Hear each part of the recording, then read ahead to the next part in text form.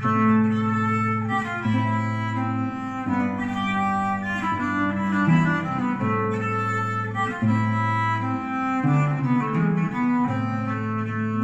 Life and Death of the Mayor of Casterbridge by Thomas Hardy.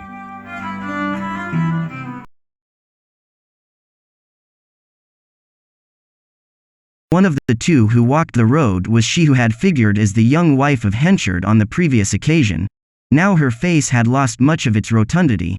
Her skin had undergone a textural change, and though her hair had not lost color, it was considerably thinner than heretofore. She was dressed in the mourning clothes of a widow.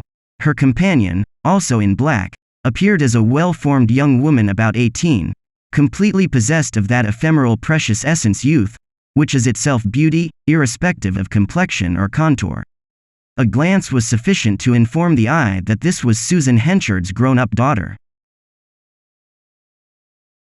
They walked with joined hands, and it could be perceived that this was the act of simple affection. The daughter carried in her outer hand a withy basket of old-fashioned make, the mother a blue bundle, which contrasted oddly with her black stuff gown.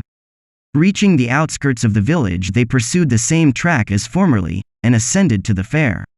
Here, too, it was evident that the years had told. That the real business of the fair had considerably dwindled. The new periodical great markets of neighboring towns were beginning to interfere seriously with the trade carried on here for centuries. The stalls of tailors, hosiers, coopers, linen drapers, and other such trades had almost disappeared, and the vehicles were far less numerous.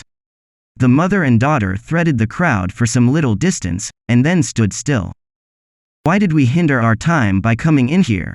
I thought you wished to get onward," said the maiden. "Yes, my dear Elizabeth Jane," explained the other.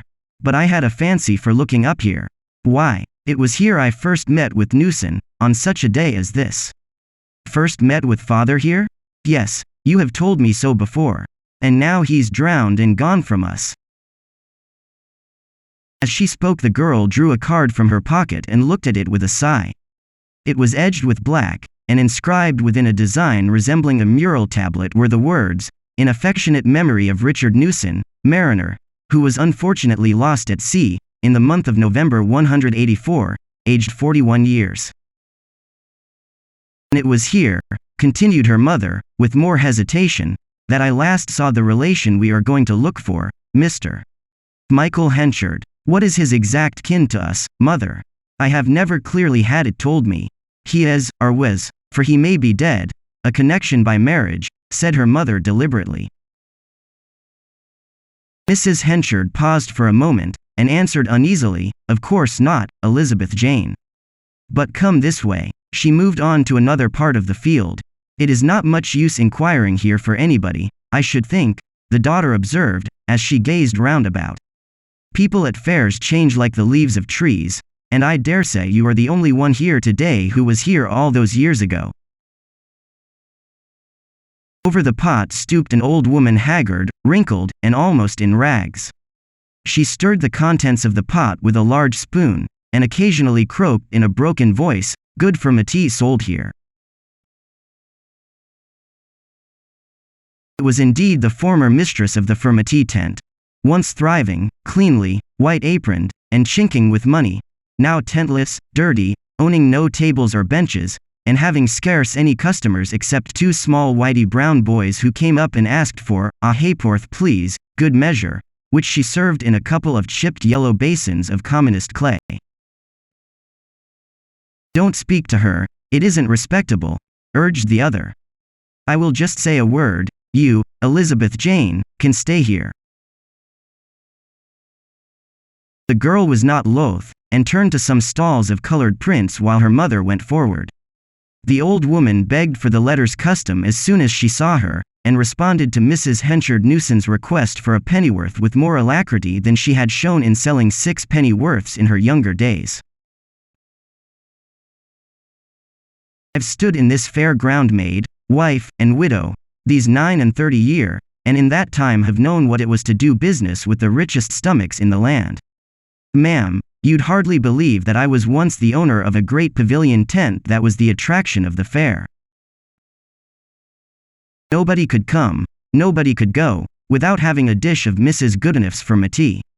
I knew the clergy's taste, the dandy gent's taste, I knew the town's taste, the country's taste, I even knowed the taste of the coarse shameless females. But Lord's my life, the world's no memory, straightforward dealings don't bring profit, 'tis the sly and the underhand that get on in these times. Mrs. Newson glanced round, her daughter was still bending over the distant stalls. Can you call to mind, she said cautiously to the old woman, the sale of a wife by her husband in your tent 18 years ago today? I can mind every serious fight o' married parties, every murder, every manslaughter, even every pocket picking, leastwise large ones, that has been my lot to witness. But a selling, was it done quiet like? Well yes, I think so. The only reason why I can mind the man is that he came back here to the next year's fair, and told me quite private like that if a woman ever asked for him I was to say he had gone to, where? Casterbridge, yes, to Casterbridge, said he. But Lord's my life, I shouldn't thought of it again.